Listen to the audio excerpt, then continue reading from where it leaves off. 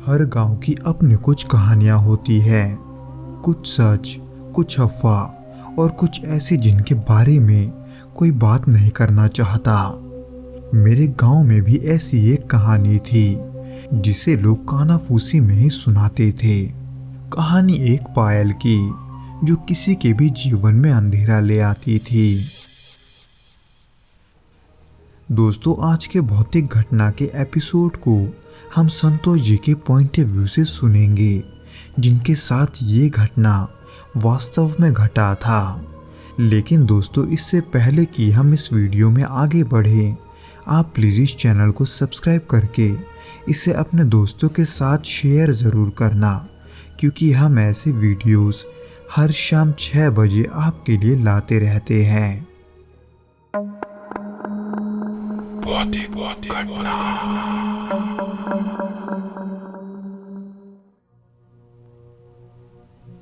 मुझे इन सब पर कभी विश्वास नहीं था, लेकिन जब मेरी बहन ने वो पायल पहनी तो सब बदल गया। ये बात 2007 की है। तब गर्मियों के दिन थे और रातें उमस भरी हुआ करती थी। उस समय हमारे गांव के ठीक बाहर, जहां बबूल के पेड़ घने थे, वहां एक पुराना कुआं हुआ करता था।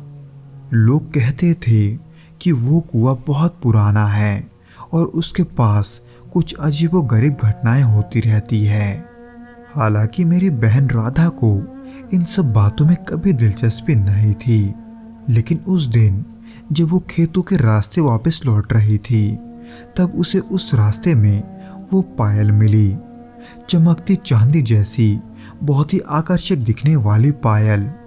इसलिए राधा ने उसे उठाया और उसे घर ले आई।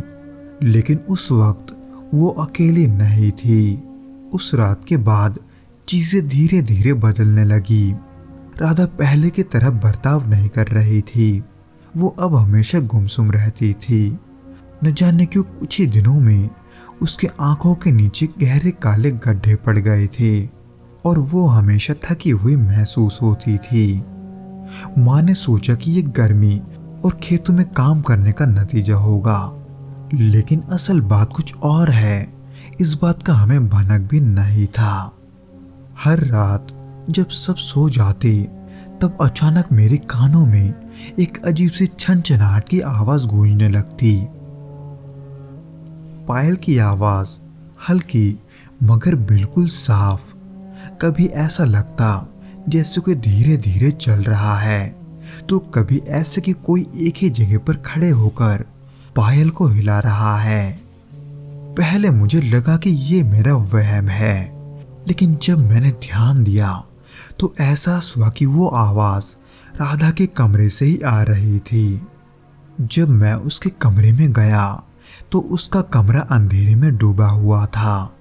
बस खिड़की से हल्की चांदनी अंदर आ रही थी और उसी बीच राधा बिस्तर पर लेटी थी, मगर उसकी देह अजीब सी अकड़ी हुई लग रही थी, जैसे कोई उसे जकड़े हुए हो। पर उसके पैरों में पहनी पायल वो धीरे धीरे हिल रही थी।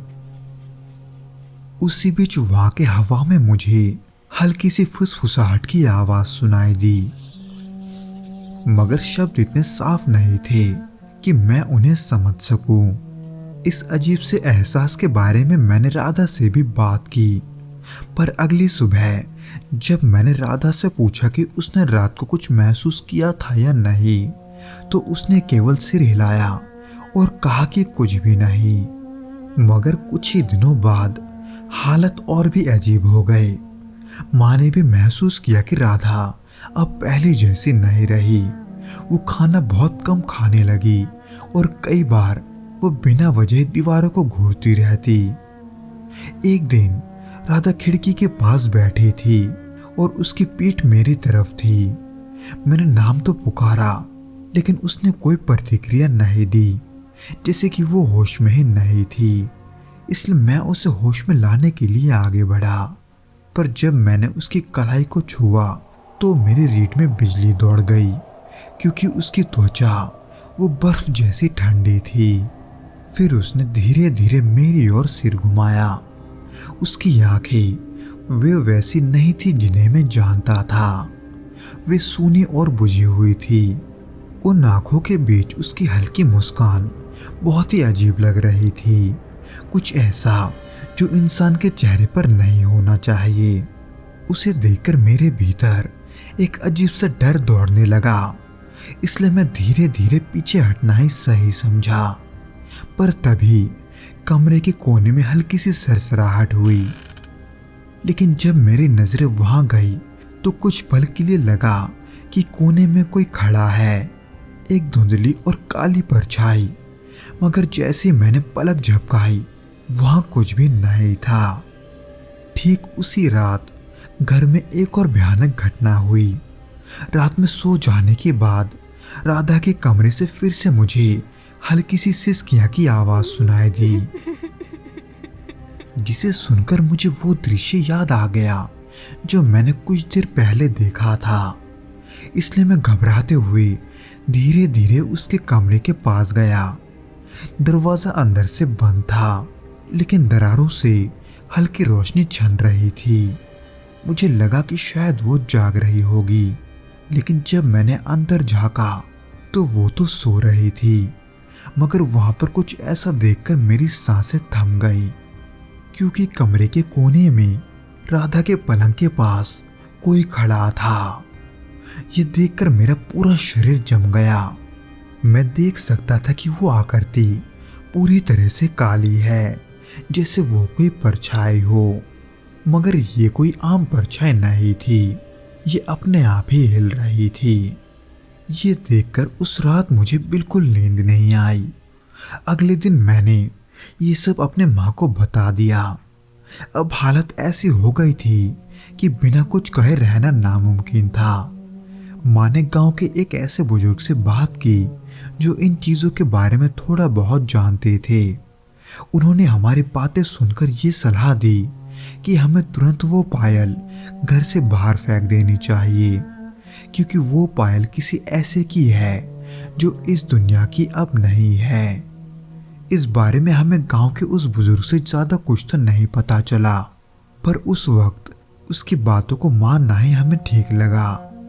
लेकिन जब हम राधा के कमरे में पहुंचे तो पायल वहां नहीं थी।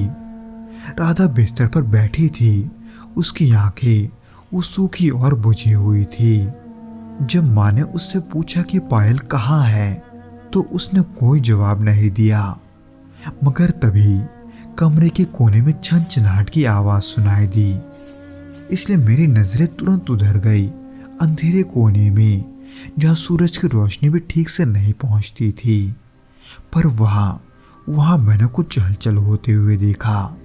अचानक वो पायल अपने आप जमीन पर गिर गया और राधा ने एक लंबी दर्द भरी चीख मारी।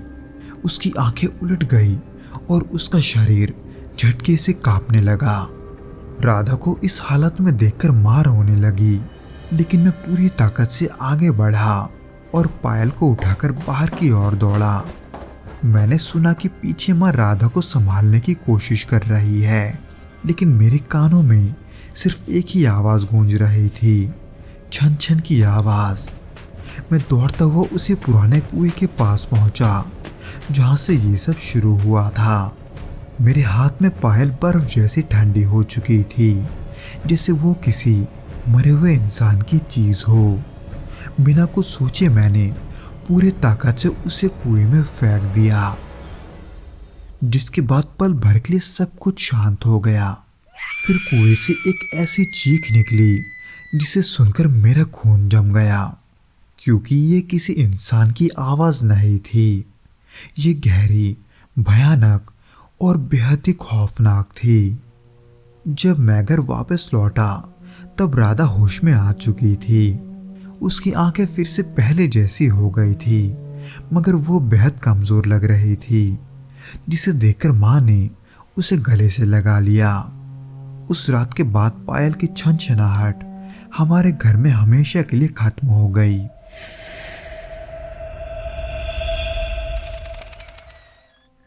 तो दोस्तों, ये तो था वो घटना जो कि संतोष जी के साथ घटा था। उम्मीद करता हूँ कि आपको यह पसंद आया होगा, और अगर आया हो तो प्लीज़ इस वीडियो को लाइक करके इसे अपने दोस्तों के साथ शेयर ज़रूर करना और हमें कमेंट करके ये ज़रूर बताना कि आपको ये कैसा लगा।